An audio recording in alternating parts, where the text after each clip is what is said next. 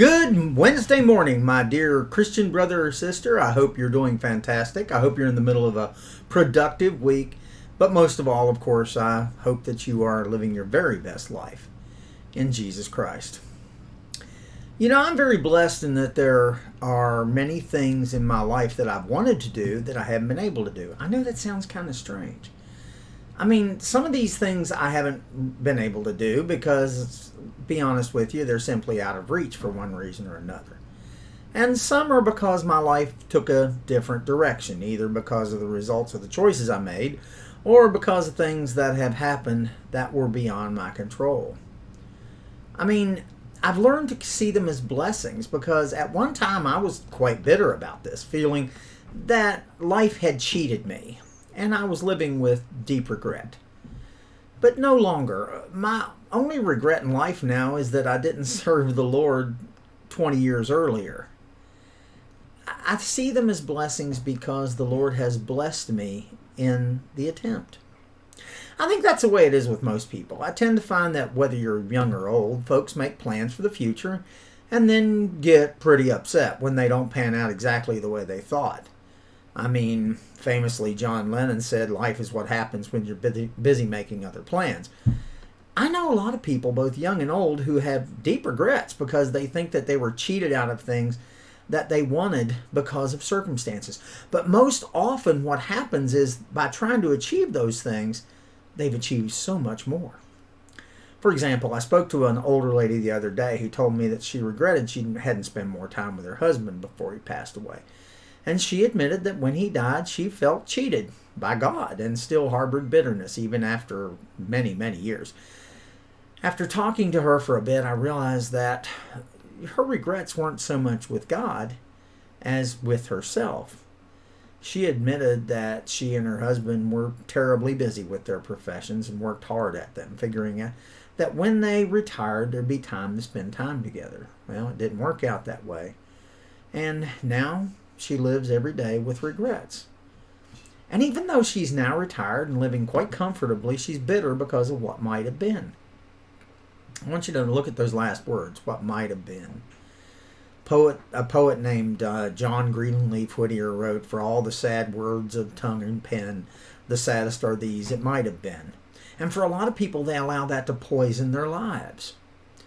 About this time last year, I delivered a message called The Danger of Later, in which I pointed out that one of Satan's favorite tricks is to whisper later in our years when we need to do something now. And we do need to act because a lot of times we just simply don't.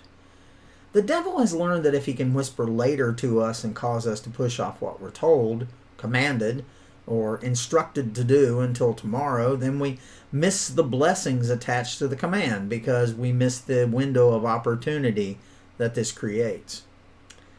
And when that door is suddenly locked, when we try to access what lies inside, the truth is that the door was locked because we were too late. But locked doors can teach us lessons too. In 2 Corinthians 6:2, Paul says, "Behold, now is the accepted time. Behold, now is the day of salvation." Or in another translation, he says, "Well, now is the right time to listen, the day to be helped. Don't put it off. Don't frustrate God's work by showing up late." I kind of like that one. Paul's statement here addresses more than just the saving of our souls and extends to saving every area of our spiritual and daily life. He says that there is a time for everything. We need to learn from everything. But he also says that we need to serve now. So we're blessed each day with each minute, each breath, to have so many opportunities to serve the Lord. Opportunity to serve others. Opportunities to use our time and our talents and our treasures to serve Him. Opportunities to deepen our relationship with the Lord, our friends, our family, our brothers and sisters in Christ. Opportunities to serve our church. And there's also the opportunities to go back and learn the lessons of the past, to fix broken relationships. We have so many opportunities. And the thing is, we know we should be doing these things, but we say later. I'm often like that. I've often said my knower is bigger than my doer. My intention is greater than my endeavor. I plan to when I get around to it. I wish I had spent more time with my son, for example. The thing is, what we need to do is just get around to it. This demands a clear-cut decision to, as Nike likes to say, just do it. The decision is ours to make. Let the opportunity slip by or get around to it. I call on you today to not squander the time we have, because we don't know how much we have. And I guarantee that the moment will not come again. We're not guaranteed tomorrow by any means. That's why he says, behold, it now is the accepted time. So, opportunity knocks every day. And if opportunity knocks, if duty calls, will you get around to it? If not you, then who? If not now, then when? Landry once looked at me and he looked at the clock and he said, Pop, it's later than it's ever been before. I got news for you. It is. Time won't stand still. I want to challenge you today to look at what God has instructed you to do. What have you been instructed to do that you have put off? What are you feeling you need to do that you're just simply not doing?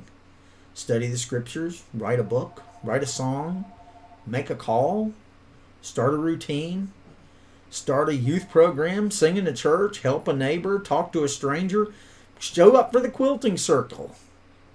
Today I challenge you to try something new. And when you do, you'll discover that you make some joy. Any musician will tell you the songs that you regret are the songs you didn't sing. Don't leave that song unsung, that word unspoken. Don't wait for the moment when it'll be convenient to serve God. Let's do it now. I hope you make today a fantastic day. I want you to know that I'm here should you need me. I hope to see you at Bible study tonight at 7 o'clock.